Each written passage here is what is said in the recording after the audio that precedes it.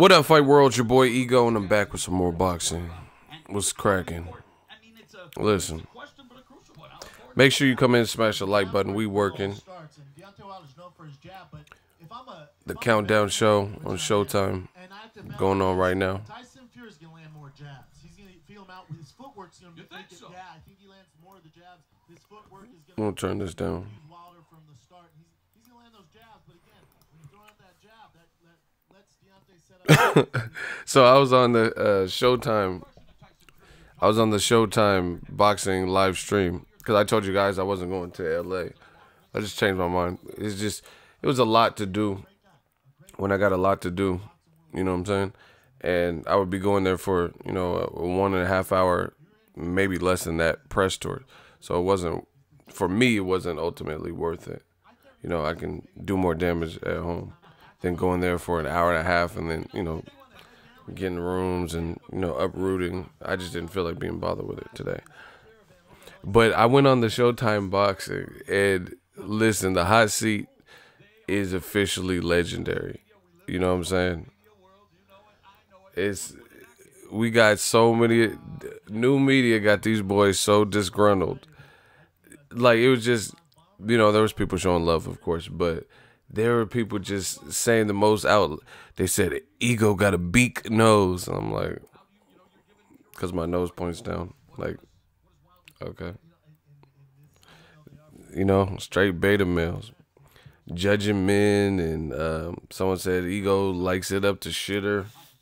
You know? But they ain't saying what we saying wrong in this boxing game. You know? This shit was funny to me. I don't know why dudes, like, men feel like that hurts me. You know? Someone's like, yeah, Ego's gay. Someone said, they were saying all types of weird stuff. But we here live. Let's see how many of them show up. You know? Somebody said I snitched on somebody. I said, all right, show papers who I snitched on. He was like, yeah, you snitched on some guy. You know what I'm saying?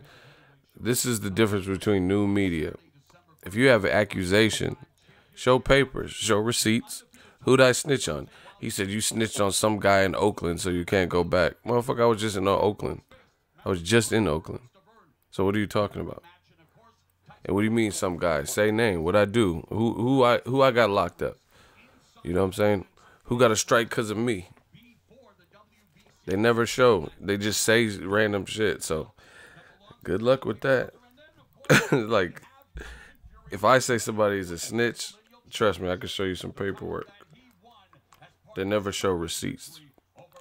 Show the paperwork. Who I snitch on. I'm not even in nothing that would even require me to snitch. You know what I mean? I'm in my own lane. Anywho, they're doing the last press stop. Brendan Schaub saying some real stuff though. He was talking about how AJ needs to fight the winner. I agree with that. I agree with that statement. Shout out to Chin Smoke. Yeah, I seen you in there. Yeah, like I said, the thing I told you, if you said something that's completely false, like, what do you think that does? Like, if you really want to insult someone, insult somebody with something that could even be something that's the truth.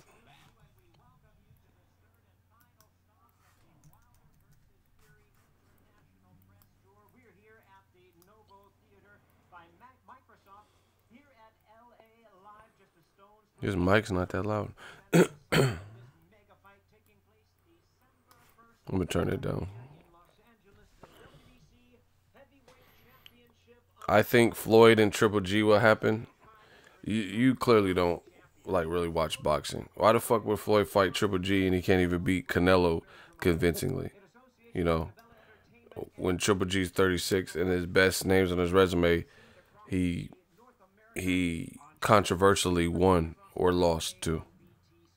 Y'all just be saying whatever, but you know, it's good for us because this is what makes new media stand out, because they say a bunch of like hooting and hollering with no receipts, no proof, no nothing, you know.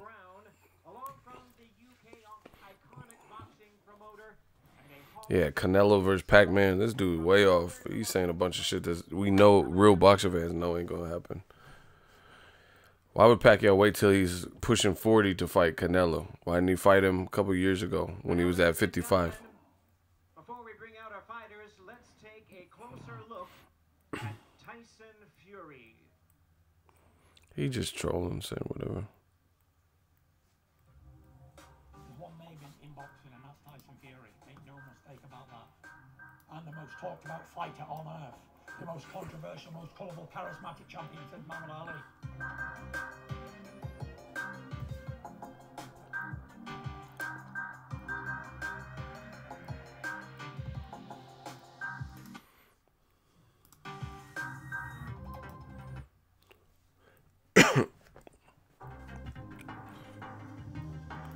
You know, I'll come back to this because it's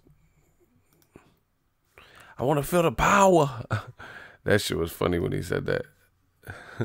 He said, I want to feel his power. Tyson Fury's a fool. But listen, man, let's get it.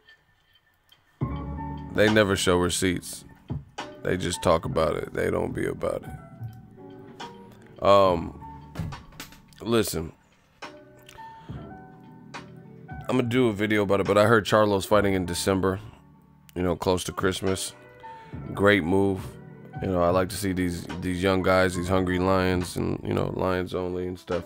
Like to see him more than once. Last time he fought was on the Broner Vargas card, you know, so I definitely want to see him get 2 in 1 year. Pause.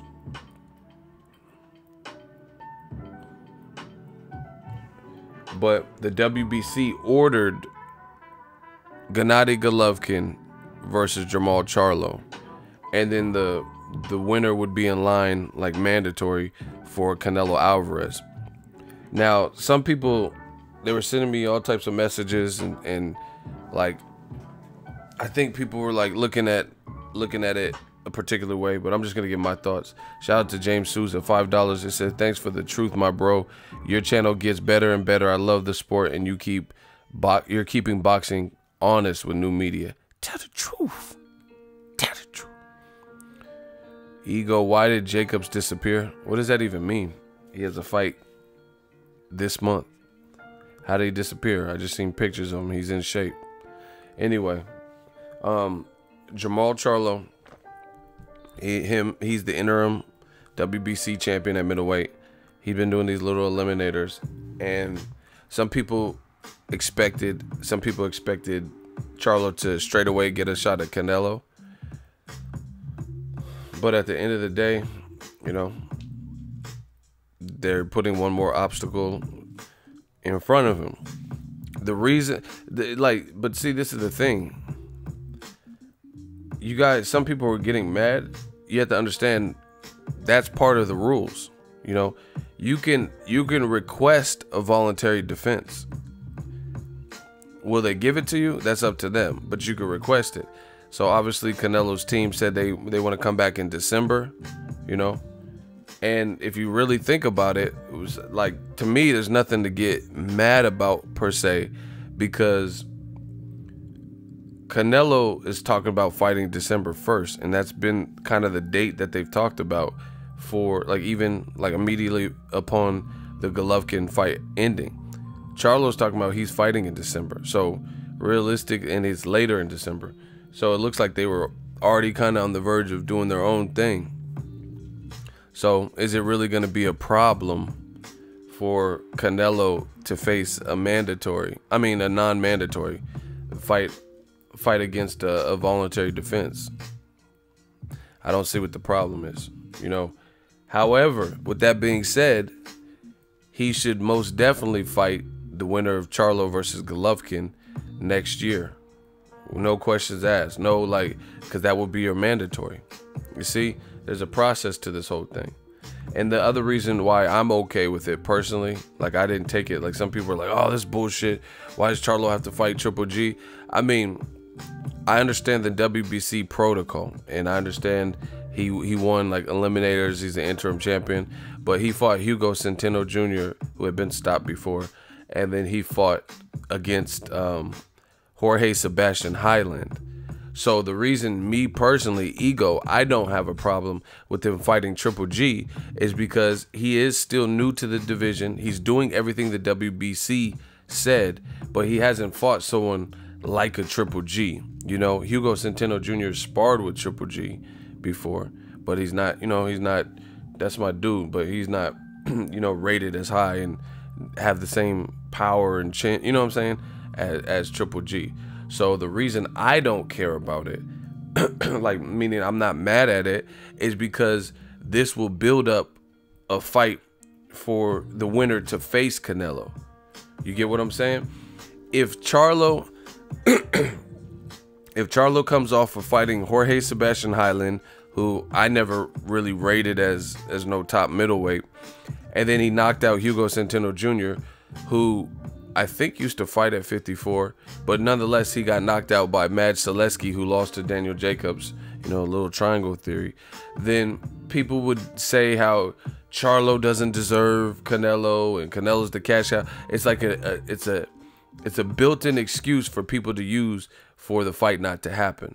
So to me, it works for all parties if Charlo and Golovkin should fight. For Golovkin, he is on paper, and in my opinion too, he's coming off of a loss. So this would be a good way to redeem yourself and show that, you know, you're still of true form and you're willing to take on a young, hungry lion, not just chase a big payday.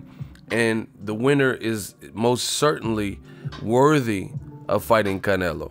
You know, worthy of you know, a big payday because they've earned it without any shadow of a doubt. If Charlo could beat Triple G, he's earned it. He did everything the WBC said, including fight Triple G if this fight happens. And if Triple G, coming off of a loss and a draw, and arguably another loss to Daniel Jacobs, can dethrone a young, hungry lion like Jermall Charlo, then in my opinion, he give him that third paycheck. He deserves another fight with Canelo. But see, what old media wants to do is they want to say that Triple G, they were his old belt, so he deserves to not have to move back up the ladder. But the fact is, 3 judges had him losing, you know, or 2 judges had him losing, 1 had it a draw, I believe. So why doesn't he have to move up the ladder? I think it was a fair decision. They didn't have Canelo winning by much, you know. So why does Triple G get the Disneyland Hopper pass, where just because it's his old belt, you know? And if I'm not mistaken, I don't even think he had a rematch clause.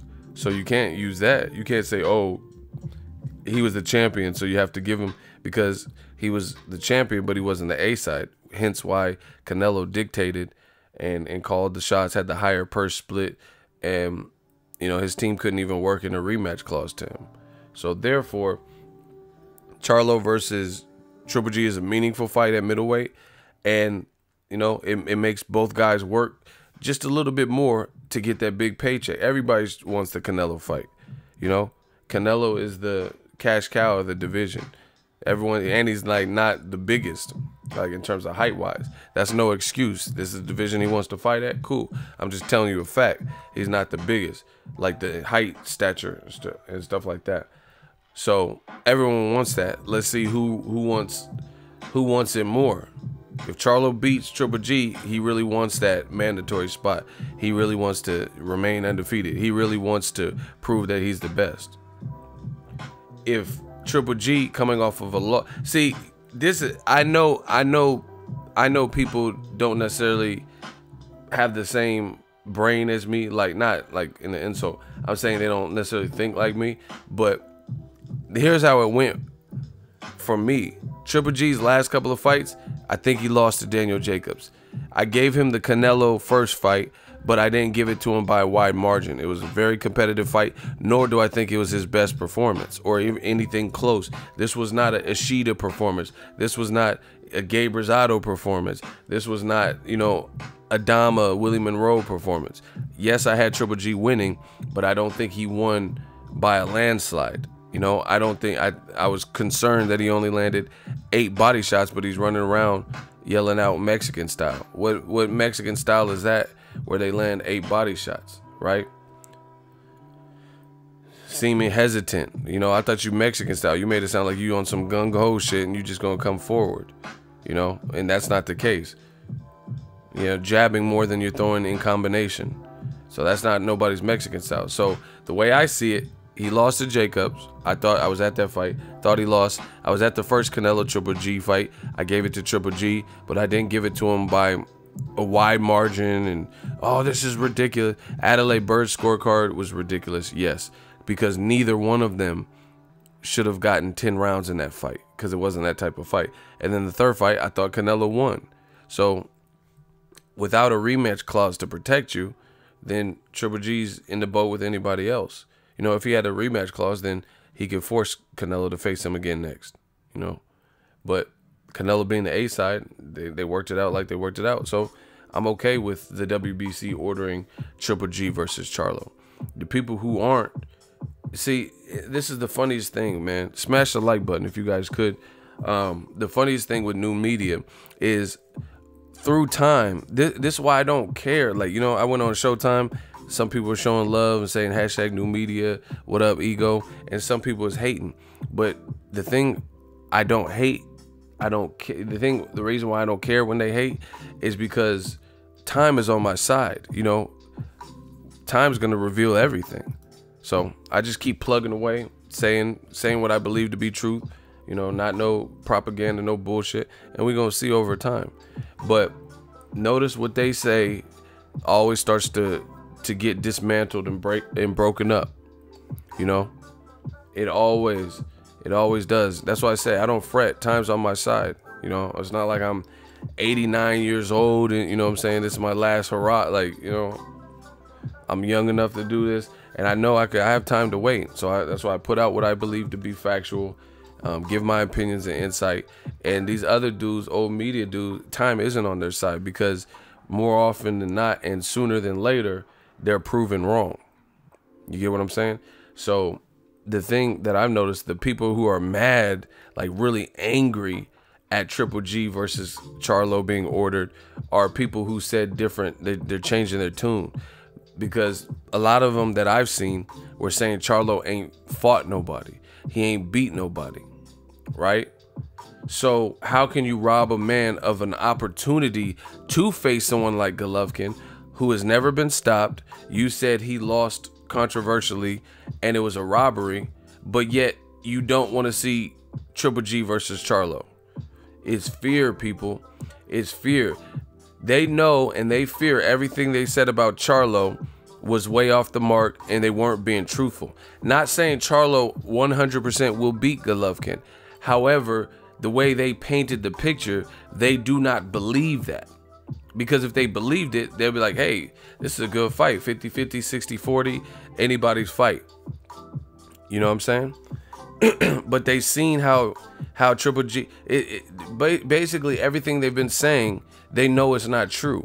You know, they seen what pretty much what new media seen. They seen difficult fight with Jacobs, despite saying, oh, Jacobs got his ass whooped. They know that wasn't an ass whooping. They know that was a tough fight. They know Triple G has not looked like, you know, pristine since he's fought elite names. They know Canelo's defense gave him issue. They know Canelo was walking him down in the rematch. They know. That's why they don't want to see this. Because if you're just a pure boxing fan with no no horse in the race, and you haven't been putting out a bunch of blase like bullshit rhetoric, then who wouldn't want to see this fight? If you condemn Charlo for not having a resume name, Triple G's name still holds weight. Triple G is still respected. Triple G still hasn't gotten stopped. So if Charlo can stop him, then yeah, I mean, I would be impressed, because according to old media and a lot of these people, they said Triple G was robbed. So in your mind, he won both Canelo fights. So, you know, ain't no love lost. Let's see the Charlo fight. No need for a tune-up. You know, it's not like Triple G, oh, don't say like, oh, Triple G's old now, and why should he fight Charlo? Let's see the fight. Because in your mind, this is what I'm saying. The old media, in their mind, they say, you know, Triple G looks flawless, basically. They say, oh, Jacobs clearly lost. They said Canelo clearly lost. And then Canelo clearly lost again. And then the only fight in between that was Vanes Martirosyan, and he got knocked out in 2. So in your opinion, Triple G has looked you know, on point to clearly have beaten all these guys. So why wouldn't you want to see Charlo, who you said doesn't have an adequate resume? That's why I don't have a problem with it. If Charlo fights Canelo straight off the rip, they'll be like, oh, why does he get the shot? He just beat Highland and he just beat Hugo Centeno. But now, if he fights and beats Golovkin, if he's able to do it, the Canelo fight is huge. You know, and that's what we should be striving for in boxing, to get the biggest fights, the biggest events. So I think if Triple G beats Charlo, then he's back on the map. He's a certifiable threat. He took a young, hungry Lions O, if he can do it. And it makes his rematch, a trilogy fight with Canelo, that much greater. If Charlo can beat convincingly and or stop Triple G, which Canelo couldn't do, and he's a good fighter, then Charlo's on the map. So his fight with Canelo, they should do it in Texas. It'll be a big fight. That's why I don't have a problem with it. So the only people that I've seen have a problem were the ones saying different shit before. And like always, they are shapeshifters. This is why they don't want to see Charlo. See, I figured this game out a long time ago. What happens with these man fans and these old media fans is they want to box you in. They want to box you in like a casket, you know, and keep you there. They don't want to see you succeed. Like DJ Khaled said, they don't want to see you win. Like, that's their DNA. That's their makeup. They say Luis Ortiz ain't fought no one. He fights Wilder, valiant effort, and then they still say Wilder has fought 40 bums. How is it 40 bums if you've seen how good Luis Ortiz was? You know, they know people are ducking Luis Ortiz, and nobody wants smoke, even though the WBC ordered Luis Ortiz to fight Dillian White. They know this, but they rather say he's old, he's never beaten anyone, because they want to box you in. They want to keep saying that Jamal Charlo ain't fought nobody, ain't beat nobody. He's really not that good. Who is he beat? Right? Because they don't want him to get a scalp like Triple G. They don't want him to get a scalp like Canelo Alvarez if he could beat those guys. So they want to just limit it so he never fights them. You know, straight up Black Murderers Row 2018. Same shit, same concept. So they would rather, you know, that's why I don't consider them real fans. They didn't want Mayweather to fight Pacquiao because they knew in their heart of all hearts what would likely happen. Pacquiao would lose to the more skillful guy. That's why when the fight looked like it was getting close, they got more radical. Oh yeah, even though we seen Floyd with that, he had a burgundy sweater on, like a hoodie on. He walked across the court and he was like, "Hey Pacquiao, take my number." And there's pictures, everybody's seen at the Miami Heat game, you know. That scared them. They didn't really want to see the fight. They're content coming on to, you know, my page, Dante's page, LDBC, and all these other fucking YouTubes arguing with people and arguing their narrative. There ain't shit to talk about. I'm not trying to argue nothing. Triple G, Charlo's a good fight. Let's see it. LSI. I kept the same mantra. I kept the same motto. Let's see it. May the best man win. If Triple G beats Charlo, then yeah, he deserves that trilogy with Canelo. Go get your money. I ain't mad at you. Got nothing but love for you. Do your thing, boy. Right? If Charlo beats Triple G, you can no longer say this bullshit about he ain't beat nobody. And even, they can't say it now, but they still try to. You know, Julian J. Rock Williams is a good fighter. I've watched him spar. He's a good fighter, you know, talented fighter. Charlo beat him. Charlo beat K9 Bundres as a challenger when Bundres was a champion, and Bundres had beat and annihilated Carlos Molina, who at the time is a difficult style to look good against. And K9 ran through him, and then Charlo ran through K9. You know what I'm saying? So at the end of the day, this is what I'm saying. They try to box you in. They want to just keep saying it. They just want to say, oh, Mayweather get his ass kicked by Pacquiao. Bye-bye, bye-bye, bye-bye, yeah. That's what they want to do. I'm not like that. I'm a boxing fan. I ain't with that. You know, and, you know, grow some nuts about you if you're a man. Let your nuts hang. You a boxing fan. You should want to see this. Mike Tyson was my favorite fighter. Him and Roy Jones, Prince Nassim, and Muhammad Ali. You know, they are my favorite fighters. I never, even as a child, never made no excuse why Mike Tyson shouldn't fight Lennox Lewis. I was with it. I wanted to see the Lennox Lewis fight. What you talking about? I thought Mike Tyson was gonna beat him. You know, have some faith in your guy. See, old media is a bunch of like, you know, washed up, passe, turncoat motherfuckers. You know, they build, oh yeah, Chocolatito's #1 pound for pound. Soon as he lose, they stop talking about him. What the fuck is you doing? Keep building the man up. You said he was #1 pound for pound. He takes 1 L, and then I don't see no coverage of Chocolatito ever. But you was telling and feeding the public that Chocolatito was #1. Why don't you make a ton of Chocolatito videos now? Why? Why? You know, saying Kovalev, you know, he's the man. Then he loses bad. 2 of the 3 times were bad. Now you don't see that many the Kovalev videos. You know what I'm saying? Meanwhile, new media, I told you. I'm like, man, that man Errol Spence Jr., he looking like a monster. Terrence Crawford, he looking like a monster. Still undefeated. I told you Floyd been good. You know? They try to relegate it to the black channel. Why do black people like only black fighters? You know, all this stupid shit. You know? All this dumb shit. But yet and still, the people I really told y'all to check for is still doing well in their careers. You know? And the thing is, they say all this, the black channel, all this shit, right? But guess what? I never told you prematurely that Errol Spence was #1 pound for pound. I just told you he was really good and I think he's special. I never told you that Terrence Crawford prematurely, like when he fought Hank Lundy, I never said, oh, he's pound for pound after this. You know what I'm saying? But they do that. They're the ones that tell you that Triple G is #1 pound for pound. But then he can't beat Canelo moving up off of clenbuterol cleanly. You know, in the judge's eyes, in the eyes of a lot of professional fighters. You've been at middleweight. Imagine if Floyd Mayweather didn't move up 5 weight classes and he had been, you know, fighting people at welterweight his whole career. And then some guy randomly came, you know, Oscar Valdez, or, you know, I'm just throwing a name out, moved up to his division.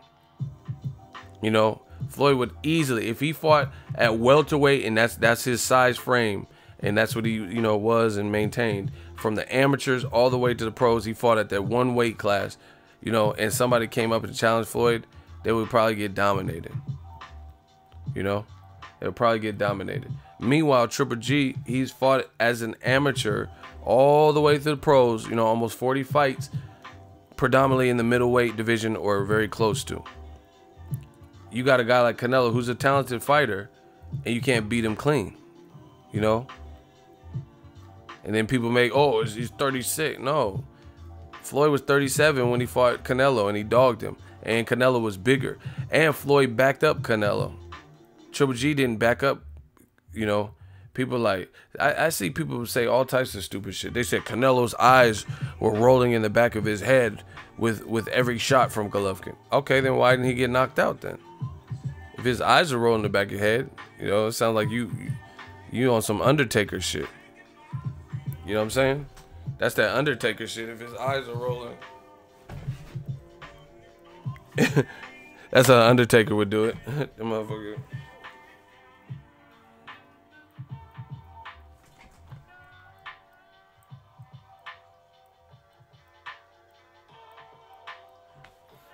You know?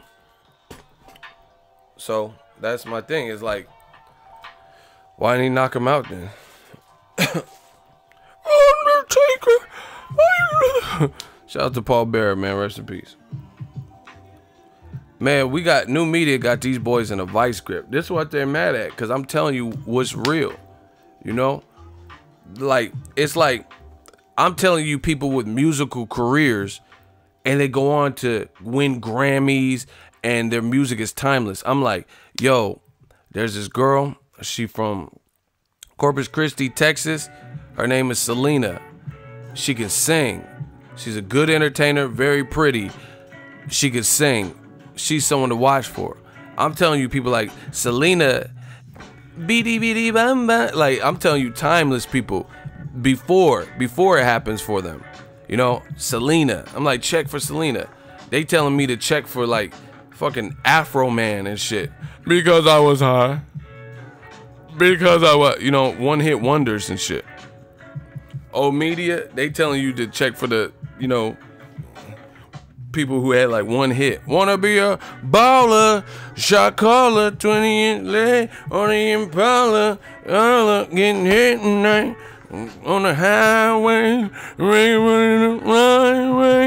but it's gotta be a better way. Like, I'm a baller on the 20-inch crawler, on the Impala. Hey, shout out to that song though. That song kind of went dumb, you know. Just saying. But I'm just saying, like, people didn't have. They telling you to check for fucking Milli Vanilli. I'm telling you to watch out for this girl Whitney Houston. I think she's gonna blow. Watch out for Michael Jackson. I think he got it. Watch out for Tupac. I think he got it. You know what I'm saying? They tell me to watch out for fucking Milli Vanilli. I'm telling them to watch out for Michael Jackson, who went on to break every record and historic classic videos, Grammy and all this shit. Another day, I'm still on. Is it that a lie? That's how Michael Jackson moving, yeah, I don't live. 1, 2, 3, jam. Jam, jam, here come the man, hot damn, the B-boy stand, me and Michael Jackson, smooth criminal. Hey, is it just that? I'm telling you to watch for the icons, you know, people who had hit after hit after hit. I'll tell you about all the hits. I'll tell you about. Now, Bruce Dickinson, he puts his pants on like anybody. I'm telling you about all of the cowbell, you know what I'm saying? They telling you to watch for these one-hit wonder motherfuckers. Yeah, new media. Is it? Hey, Mike be killing it. It be like slow songs and he still be. Why? Tell him that it's human. Hey, Chris, I can get her. Hell no, Mike. You can't get that girl. Hey, Mike was an alpha male. Fuck what you talking about. He was that confident. The motherfucker had a little white chest out and shit. With a collared shirt on. I can get that girl. Man, hell nah. Mike, you can't get that girl. Look at it. Look at that girl. Mike was like, hey, Chris. I can get her. Hey, Mike was a pimp. Rest in peace, but Mike was a pimp. That's how you know. Mike was the alpha male. I know alpha male when I see him. That motherfucker. Like, if you just walk into a club doing all that, that's how I know you a pimp. Cause you don't got a care in the world. You just.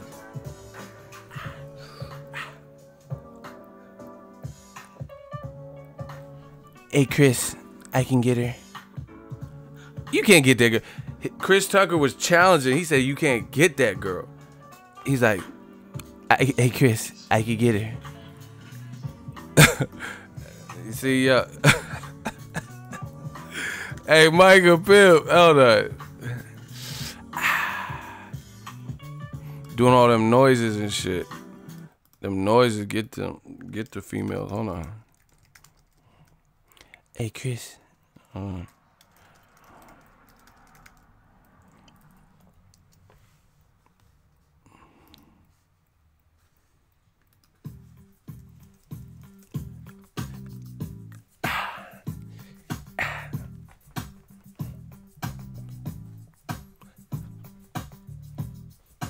Hey, Chris. Oh. I can get her.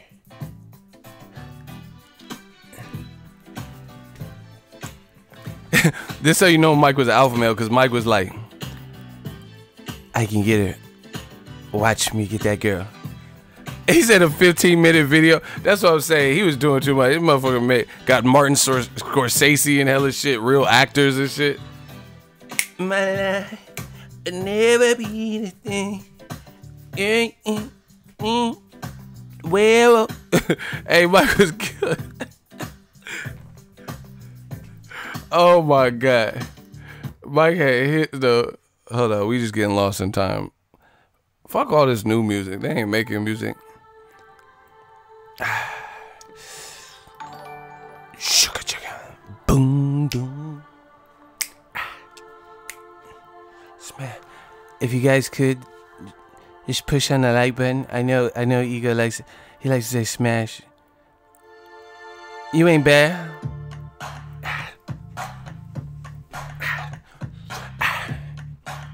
Smash the like button. I mean push. I like this. I like push. Hey, we got a couple super chats I heard. Hey, Mike had beats though. Oh my God, let's get it. Yeah, these motherfuckers talking about these weak ass one hit wonder shit. You know, like fighters that are good, but like not finna be around for a long time. Shout out to new media, you man fans and HA fans, Triple G fans. You guys should fight. Wow, claimer scream for you guys to destroy all newcomers. Michael wanted to be Peter Pan. Yeah, that I don't know about all that.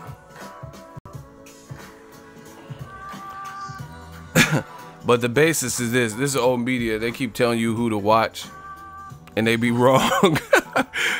They be like, oh, watch Glass Joe. I mean, he bang, bang, Glass Joe, bang. And I'm like, okay, I'm about to check Glass Joe out. And then you look at him, he look like Joe Dirt. He look like he ain't really with it. And then Jim Lampley, hey, a bright future, bang, bang, Glass Joe, bang. Then the first time he step up, he get his shit melted. Woo woo woo woo woo. He start falling in the zigzag. Woo woo woo. They tell me to watch Glass Joe. I watch motherfucking Glass Joe. He just get and then like why is you falling like that?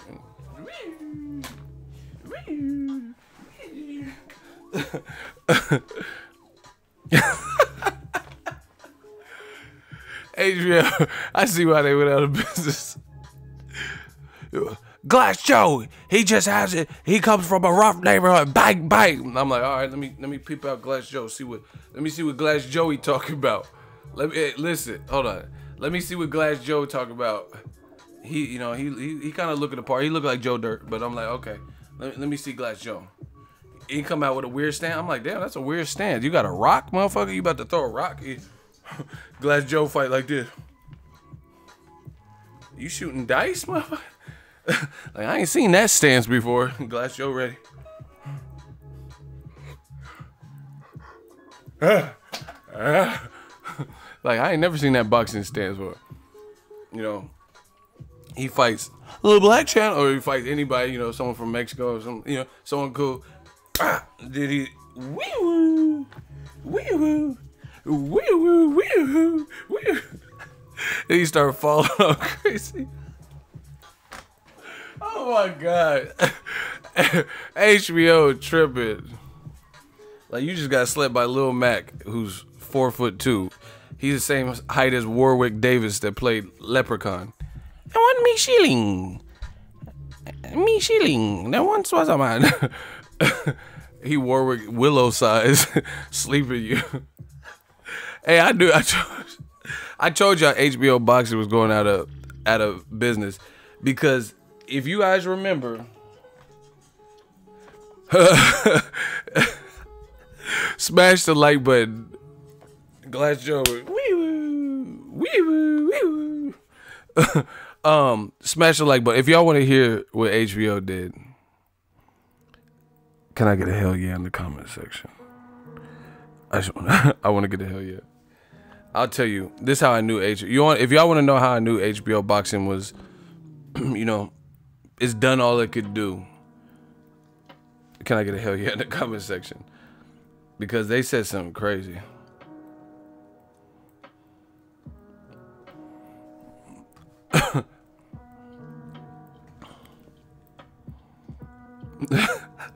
Hey, Big Time is a fool. He said Glass Joe is on the Gotti list.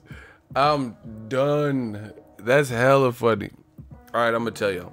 This how I knew HBO boxing was on its last leg to me. And I grew up idolizing, watching HBO had the best fights. But again, they got away from that. If you stop doing, remember when Lil Wayne put out that Rock album? That was probably his lowest selling album, if I'm not mistaken. He had a cool song with Eminem that dropped it. Big the world, drop it. But Eminem still got him on that album. Big the world, drop it. I think that was his worst selling album, like commercially. People don't know Wayne for doing rock music. You know what I'm saying? You from New Orleans and like you never came out like you was with the Hot Boys and shit. You wasn't with, Metallica, Nirvana. So it just wasn't really his his lane. So it didn't resonate. You can't, you don't lose your core fans by, switching up. That's what happened with HBO. They were always the company to beat in boxing, but they started going away from things that made them impactful.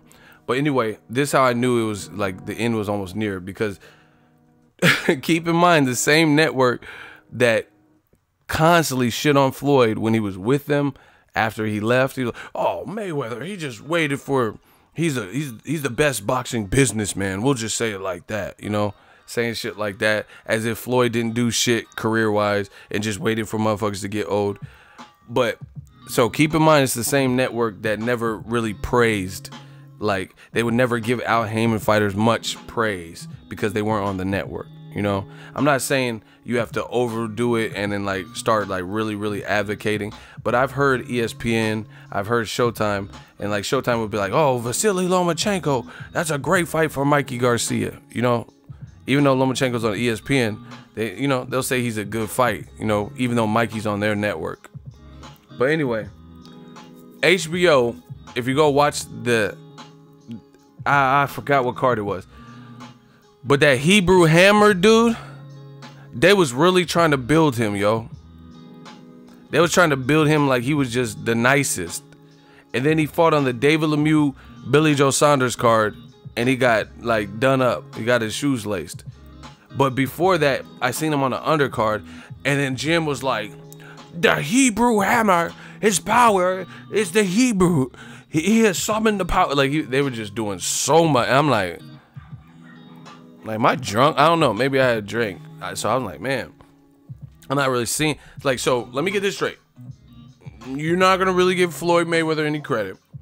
And you're raving about the Hebrew Hammer. Yeah, y'all about done. Y'all are almost out of here. The Hebrew Hammer?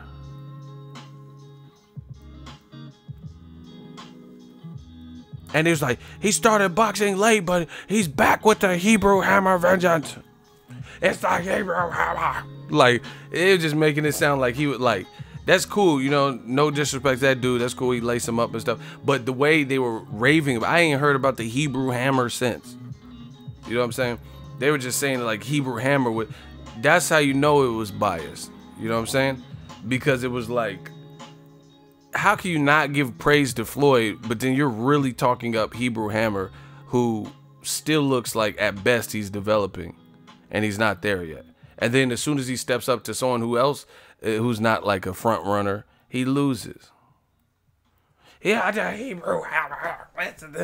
The Hebrew. He took Thor's hammer and became the Hebrew Hammer. Like, you doing too much. Like, shout out to all my Hebrews. Israelites, all my Jewish fans, like everybody. But what are you talking about, to be honest? Like, they was really pushing, even like Gary Spike O'Sullivan, since we're talking about that same card. Gary Spike O'Sullivan, he beat Antoine Douglas, that Aventel Curtitze beat, and stopped. And they were, they were like, yeah, because he looks the part, he looked like that Soda Popinski wax mustache. And that's what HBO got to, where they started pushing the action style, especially if you had a look, then it was, if you looked a certain way, plus that action style, that was a plus.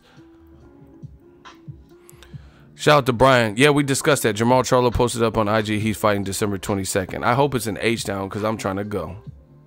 I'm trying to go to that H-Town. H-Town with it. H-Town. H-Town. H-Town. Can you feel me with it? H-Town. H-Town. Mrs. H-Town. Yeah, I'm trying to go there. I don't even know who he's fighting. But I love Texas. H-Town. Can you feel me? Roll with it. Said it. H-Town. Someone, Spike O'Sullivan looked like someone introduced Colonel Mustard, wow, to a Bowflex. Yeah, so, you know, I knew the HBO commentary had reached another level of bias because you're not even being realistic. Like, you're not giving top guys like Errol Spence no type of shine. Terrence Crawford left your network, so you stopped giving him shine. You know, you've always hated on Mayweather, right, as a network. But then you're like overly talking up, you know, the Hebrew Hammer. Like, wow, really? Texas got the baddest females, no cap. Texas do be having them. They be having body too. Man.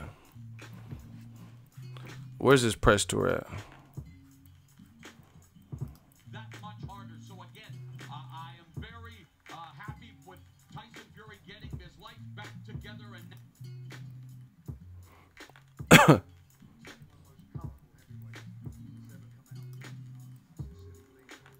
It don't sound like the sound is too great. Possible, according to what the critics said. You know, he went over to Germany. He took Klitschko to school. Good Klitschko, not a guy who fought Joshua 18 months later. He fought the guy, and as he said, he's the lineal champion. I'll have to watch it later. Did I miss anything? Who watched the Wilder Fury presser? Was it lit?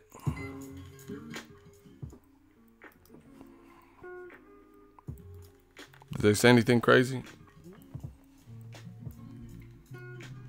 Texas definitely got the best barbecue.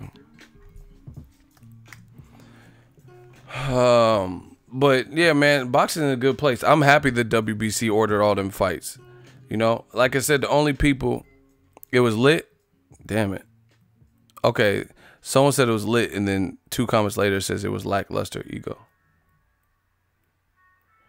Oh, the end was heated. All right, I'll catch it. Yeah, I didn't feel like going out to LA. I apologize.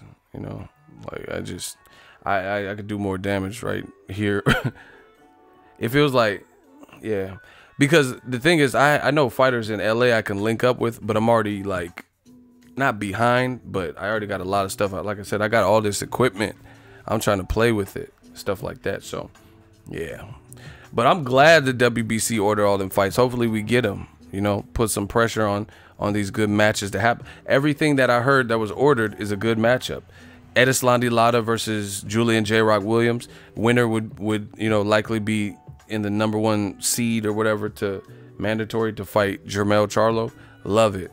You know, Jorge Linares versus Broner. Love it. Listen, I was talking about this on the live stream. I was half tired, but I seen some people hating. That's a very winnable fight for Broner.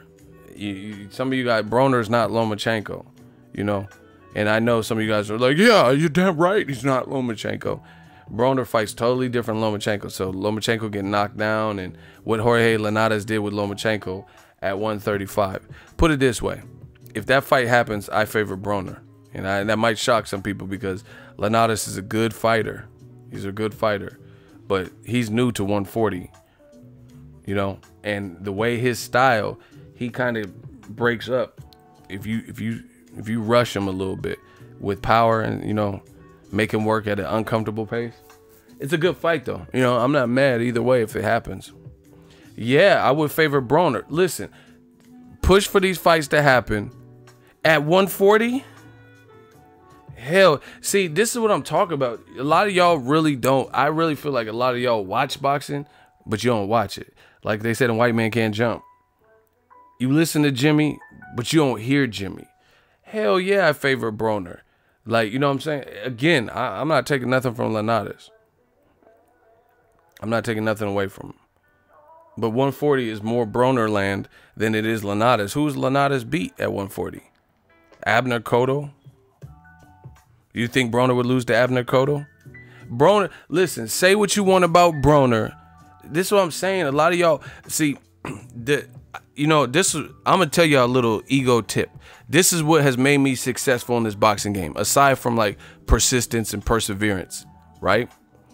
What has made me successful is I have the ability to try to see things clearly without having too many emotions, without my emotions. I'm not saying things from an emotion. You guys, a lot of you do that. You say, oh, Broner, like, oh, he's a fuck up, and I think Broner was drunk. That don't got nothing to do with it. Broner has lost to elite people. Mikey Garcia, Marcos Maidana. That was only his second fight. That was his second fight at welterweight. He lost to elite people. Mikey, Maidana, and Sean Porter, who's now a fucking champion. And I'm not saying Jorge Linares isn't close to elite. I don't know if I would say he's elite, but he's a very solid, well-rounded fighter. But I would favor Broner in that fight. At 140, you got to be kidding me. But hey, listen, the beautiful thing about my channel, I don't get in weighing fights. Make it happen. Let's see it. If I'm wrong, I'm wrong. If I'm right, book it. You know what I'm saying? Straight up. Dandy Waves, you don't know shit about boxing.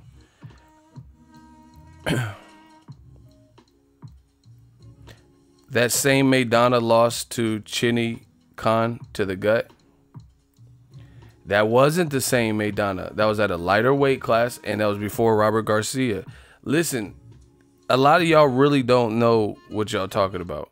How is Maidana the same in the Khan fight as when? So if Floyd fought Maidana when he fought Khan, like right around that time, that's a whole different Maidana. He improved his jab with Robert Garcia. Anybody could see that. And he worked on his stamina. So how is it the same Khan? Y'all really just, y'all know, some of y'all know facts about like what happened, timelines and stuff, but y'all don't really know what you're talking about.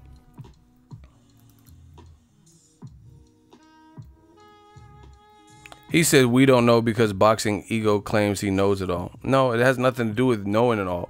But what it does have something to do with is you stepping up in the hot seat. We can argue this. It's not about me knowing everything. It's just how, okay. Does Jorge Linares hurt Broner and stop him? You guys vote. Since you say I know everything, I'm just breaking down what I see. If Jorge Linares fought Adrian Broner at 140 pounds when he has one fight really of note at 140, not no like in between catchweight fight or something, but one fight, would Broner get stopped by Jorge Linares? Maybe. You guys don't know shit about boxing. It's settled. So Maidana and Sean Porter and Mikey didn't stop him at 140 to 147. But Jorge Linares, he has a style to stop Broner. Wow. See what I'm saying? He's like, I don't know, maybe. Listen, it's boxing, so all this stuff is subjective, but I mean, conventional wisdom, why would you think that Mikey Garcia didn't stop Broner nor knock him down at 140, right? He knocked Lipinets down at 140. He stopped guys at 35, right? So we know he has power. So Mikey doesn't stop him at 40, but Linares would. Maidana hard-hitting ass at 47 didn't stop him in the second pro fight, but Linares would. Sean Porter didn't stop him at 144, 145, and he's now a champion, and Sean Porter's a guy who fought in the 160s as an amateur, but Linares would. Okay. Did Jorge Linares stop at 35 Lomachenko? Did he stop Mercito Hesta? Did he stop Anthony Corolla? Did he stop Luke Campbell? This is what I'm saying. These dudes don't really know what they be talking about. They just say whatever. Maidana rocked Broner and still didn't stop him. Fact. Broner got hurt. See, this is what I'm saying. I know where it comes from. A lot of times, people they can't curb their emotions. So what they say is from an emotional palette. Whatever they feel about Broner, the angst, the energy, not liking him as a person, hating his trash talk, hating his beard, you know, whatever you hate about the guy, it forces them to not be realistic in the, you know, Jorge Linares is a nice guy, cool guy, valiant effort versus Lomachenko. And then there's a guy that you don't like. So you're basing, a lot of people will in turn base their fight prediction and projection off of how they feel about a person. Kovalev, I believe, is racist. He's a good fighter, though. You know, in his peak, he's a good fighter, undefeated. So, you know, I can curb that. Like, there's a guy that I think, you know, there's a chance that he's racist, right? But I never said Kovalev was a slouch. I never said he can't fight. He has a horrible jab. See, that's what I'm saying. Also, what's with the censorship? What are you talking about?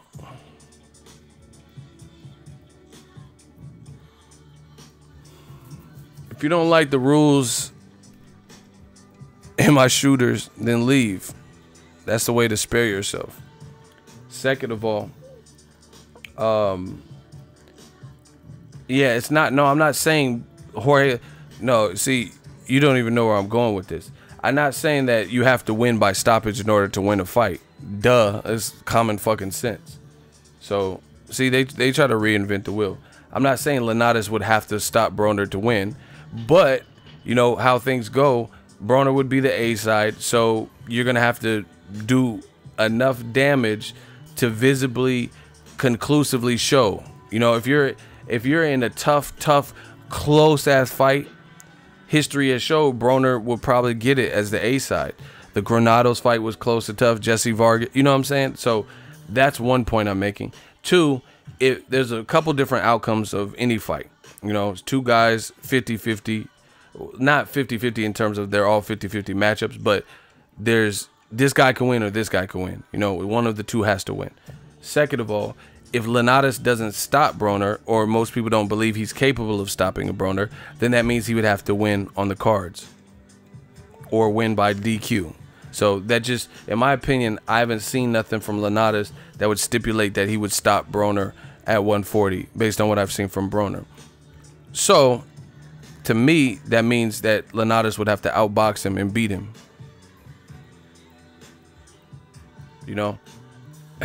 And I think he can outbox Broner for rounds, but when Broner starts letting his hands go, I don't know how that'll work for Linares. And see, like someone made a comment earlier. Oh, ego, he thinks he knows everything. No, I don't know everything. I never claimed to know everything. However, I do know people in the industry. I know fighters. I have an interview I've never uploaded, but you guys aren't privy to it because I haven't uploaded it. But it's with my dude, and he says he was like, he sparred with Linares before he knew who he was, and he was like doing his thing. I'll let you hear what he has to say. I'll upload the interview. So I have other data that's not always available to the public. Conversations had, sparring tells. You know, he said it on camera, so you know, obviously I could put out the tape. You know, it's not like he said something behind closed doors. He openly spoke about it, so he obviously was cool. I just haven't had time to put it. You know, I just forgot to put it up actually. You know, so I have different little things like that. No knock on Linares, he's a good fighter. Beautiful combinations, beautiful boxing, but I would pick Broner.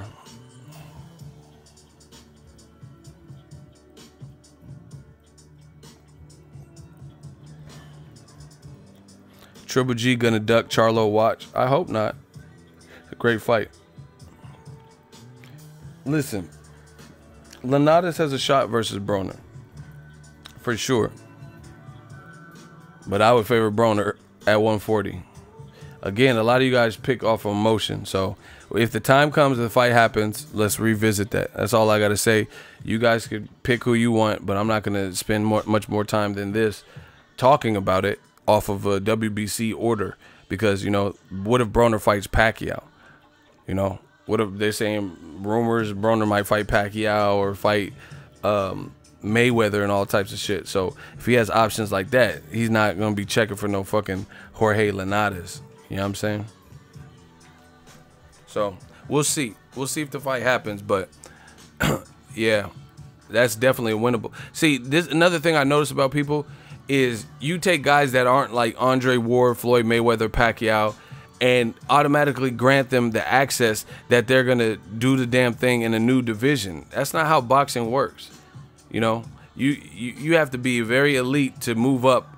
Like Crawford, he's a prime example.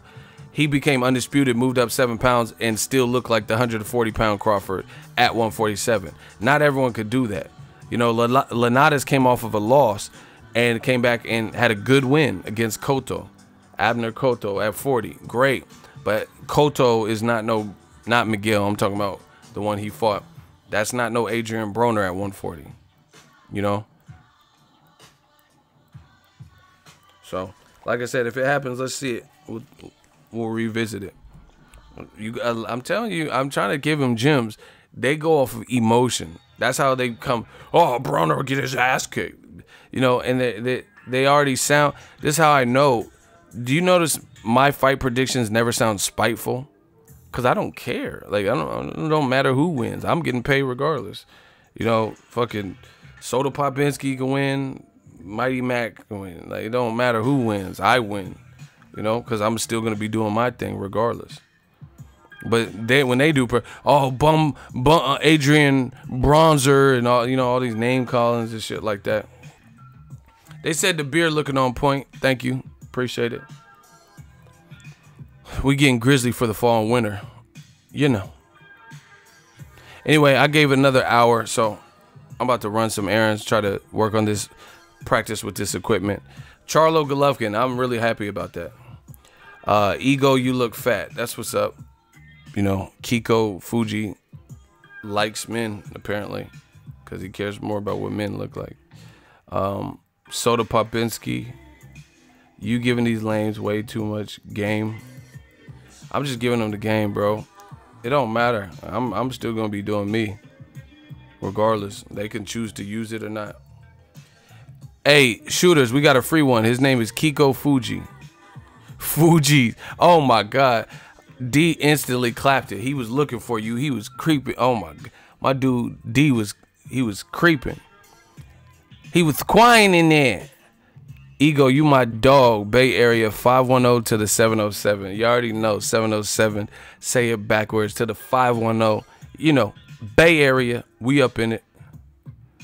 Oh, this is a new podcast, man. Check it.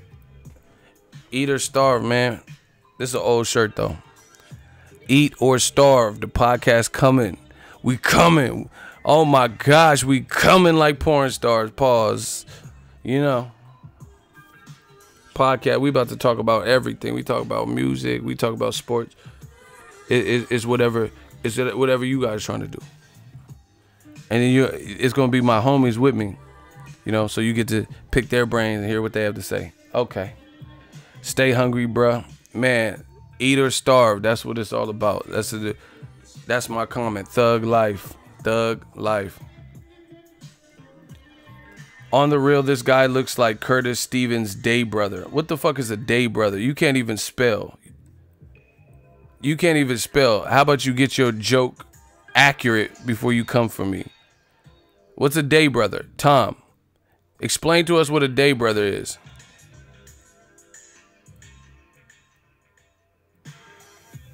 You fucked up your joke and now you hiding in the shadows and shit. Do you think darkness is your ally?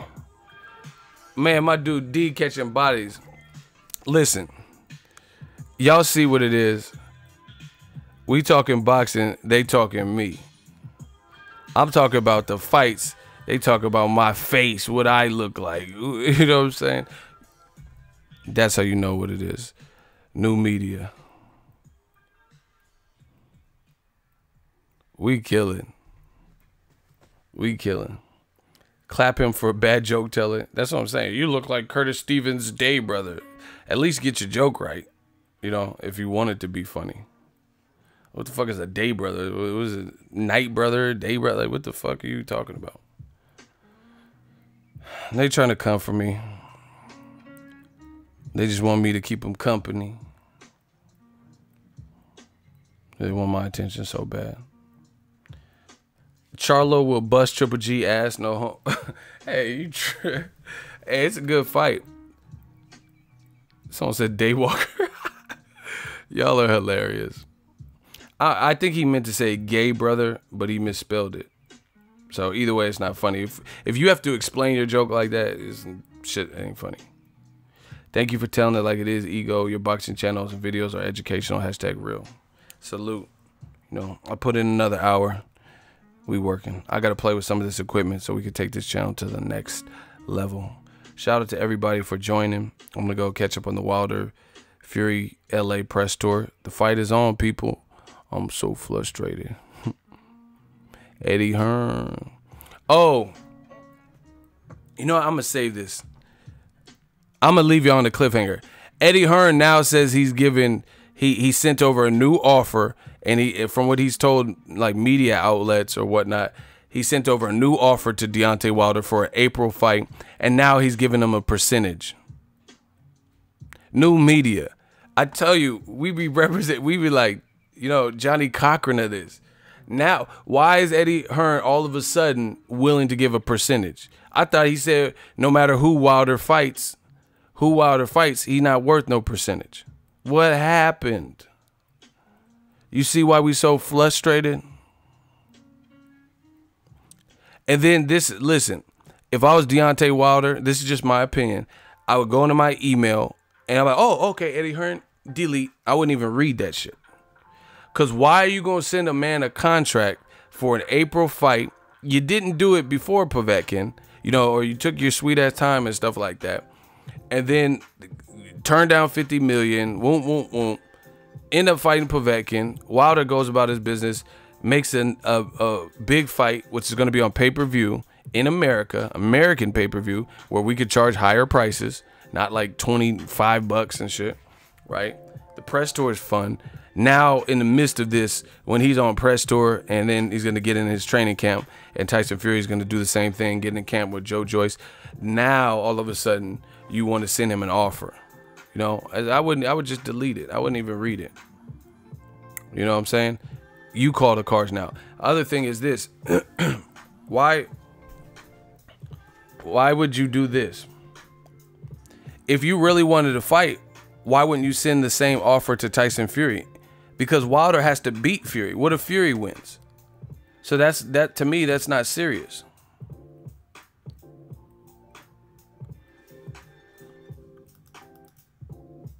Paul Laws, he want that work from the shooters. Damn, D on fire. Listen, why wouldn't you send Tyson Fury? If you really wanted to fight and we don't know who the winner is going to be, why would you not send the same offer to Tyson Fury? You know, if you really want the best, you want your fighter to fight the best, what if Tyson Fury wins? Why don't he don't get no offer? Why are you just going to send it to Deontay Wilder? See, these are the questions that new media asks that nobody else is asking. If you were being 100% serious, and this is not like a publicity stunt or as Eddie Hearn called it, a PR stunt, then why, you know, they're in camp, you know, after this press tour just ended. They're both about to go into their respective camps, right? So why don't you send Tyson Fury the same offer? Because he might win. You know, there's a chance he could win.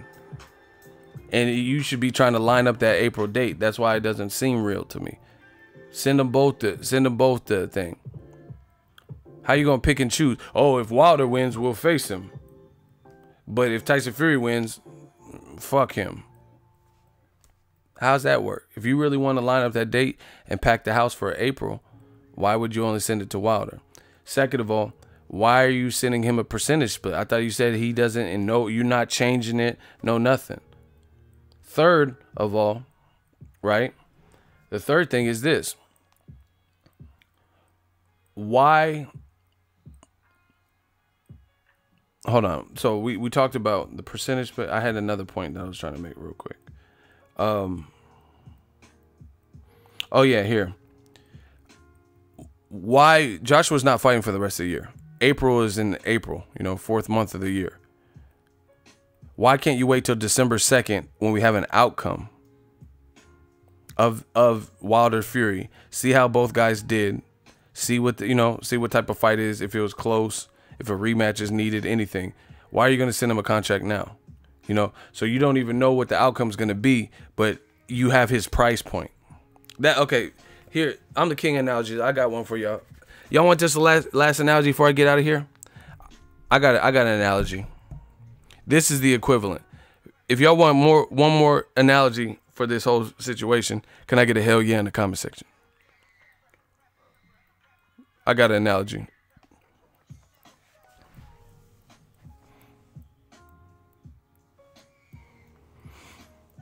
All right.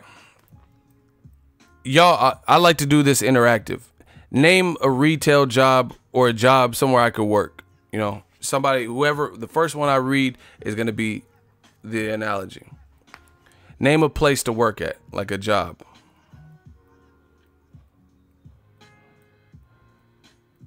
Lowe's. Nah, I used to work at Lowe's, so I'm going to use Macy's. All right, cool. We got it. Nah, we'll use Lowe's. Fuck it. Even though I used to work, I said the first person. All right, Lowe's it is. Lowe's Home Improvement. So that would be the equivalent of a store manager saying, we want to bring you in for the third interview or the first interview. Actually, first. The Lowe's saying, we want to bring you in for a first interview, right? And then they say, before I even interview, they say, yeah, we want to hire you and we're willing to give you $15.50 per hour. I haven't sent him anything. Like no word of mouth. I haven't sent him a resume. Who would do that? Nobody would do that. You know why? Because they want to see your resume. They want to see your job history. They're not going to just make you an offer blindly. They want to see how you perform or your accomplishments in the past. So if I never sent no resume, I haven't even come in for my first interview, then that means they need to fill the position and they're just trying to get somebody in there and they're just trying to give them what they want to give them, not what they're worth. You get me? Same thing with Eddie Hearn. If you're not willing to wait, 2 more months or whatever, December 2nd, so we get a December 1st outcome of Wilder Fury to negotiate, then that means you're trying to give him whatever you want to give him, not give him what he's worth. How can you give him what he's worth if you don't know what type of performance he puts up? How can he get his true worth? Unless you just said 50-50 down the middle and you just said, fuck it, we'll give you 50-50, which I know that's not the offer. 50-50, 50% on the back end, rematch clause for both. That would be too much right. That would be too fair. So where did you come up with this number from? What is it based on? Because the biggest fight of his career, should he win it, he's going to be the man, the A side. That's what they're trying to prevent. It's very common sense. Very common sense. Because how'd you get a number? How did you come up with the number of somebody's worth for a future fight, which we don't know all the way what it is going to gross, but what we do know is what you've accomplished. So you're going to send him an offer before he's accomplished the biggest thing that he could accomplish to this point, which would be to beat convincingly or knock out Tyson Fury. Where'd you get this amount from? How do you know someone's worth if they didn't come in for the interview? They never sent you their resume. So to me, this is not a real thing. You could have really sent him an offer, but you're not serious because ain't nobody I'm about to have the biggest fight of my career and you're not going to take that into consideration. Fuck no. That doesn't even make sense. Why would I be worth the same today that I'm worth on December 2nd if I knocked out Tyson Fury, which has never been happened, or which has never happened, never been done? How is my worth the same? So my worth for an April fight, which you still have time to build, right? Fighters be in 8 to 10 week camps, so you have plenty of time. Even if you come to terms by December 31st, you have plenty of time to promote and all that. I already gave you the stats. Joseph Parker fight was negotiated in November of last year and December of last year. And then it was announced in January, mid-January, January 14th, it was announced. So how come you need an answer for Wilder to fight you before his upcoming fight that we all know they just wrapped the press tour? It's December 1st. Now you have to have completed negotiations. But if you guys Google Joseph Parker's team at the end of the year in December, they said we're about 90-95% done with the Joshua fight. But that means you can't, 95 is not 100%. So that means you weren't 100% done with it. Or Parker's team was lying, whatever one you prefer. So how can you not have a fight fully wrapped up by the end of the year? And that fight was March 31st of this year. So it bled over until the early weeks of January, and then you finalized everything, and then you fought in March 31st. That was a unification too. So why is this unification? You need to know before December 1st, before he even fights Fury. You got to have an answer. Stop it. Boss Red 357 $5 super chat. Wilder needs to be careful going to UK. Different rules regarding PEDs. Look at Billy Joe Saunders. That's a good point. I don't know why they have it like that. Like, you can basically be on some shit out of competition, but in competition it's a no. That's weird. Or on fight night you just can't have it. So I could dope up every single day of training camp, but as long as the shit's cleaned out of my system, but that's stupid. I never even heard of no shit like that. Sunglasses indoors, and you got blocked indoors. My dude D has been smoking y'all. Listen, they're only here to cause distractions. I'm bringing up valid points, questions for the audience. They talking about me wearing sunglasses. You know who won. And on that note, I'm out. That's something to think about. If Eddie Hearn was serious, why not send Tyson Fury an offer as well? Because he could win. You know, if Eddie Hearn was serious, why do you need an outcome before the outcome of Wilder Fury, which obviously puts the winner of that fight with more leverage and a position of power? You guys know this shit don't make sense. You know, therefore, you know, we'll probably see Joshua do what Joshua did this year. Him and his team fight who they wanted to fight initially, like Dillian White in April, and then just try to blame it on Wilder. Oh, yeah, Wilder he's not answering his phone. He's not answering the emails, so we had to do something, so we're fighting Dillian White. Man, this shit is so easy to predict. You know what I mean? The old switcheroo. We avoided the fight, but we're going to blame it on you. It's just like you get in the elevator and fart. It was silent, and then everyone starts smelling it. There's 5 people in the elevator, and you ask your friend, ew, did you fart? Knowing your ass farted. You're the one that farted, but then now that everyone smells it and it stinks, then you blame somebody else, knowing you did it, knowing your asshole is still hot from the fart. Pause. You know, you let one seep out, but then you blame it on somebody else in the elevator. It's the oldest trick in the book. You know, this is very elementary school. You know, we used to do shit like that. Someone farting, and when the smell arises, people, did you fart? What's that smell? You know, hey, if I bring up the smell first, then they'll think I didn't do it, man. Yeah. Man, I ain't pausing nothing. That's the oldest trick in the book, the old switcheroo. All I have to do is bring up the fact, you know, bring up the fact that I smell the fart and it stinks, and then they'll think I'm not the culprit of the fart because I'm the one that released it. But if I'm the first one to mention it, that'll alleviate me. Fuck no. You know, I have siblings. It works the same way. When we were kids, me and my sister would get in a fight when my parents were gone or something, and then I don't know, something, let's say something gets broken. So then when my parents come home, I hurry up and try to tell my side of the story before she tells her side. You know, it's the same concept. You know what I mean? Yeah, if I hurry up and tell my parents before my sister, they'll believe my side because, you know, because I'm the one that broke the news. No, it's not how it works. We know what it is. New media's on the case, and that's just something you got to deal with. I'll holla. Smash the like button. We working.